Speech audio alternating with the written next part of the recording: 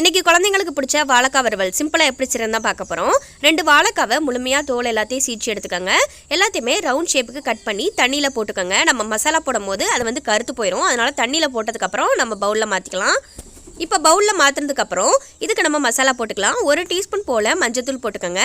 1 table spoon மிளகாய் தூள், இது கூடவே 1 டேபிள் ஸ்பூன் உப்பு போட்டுக்கோங்க.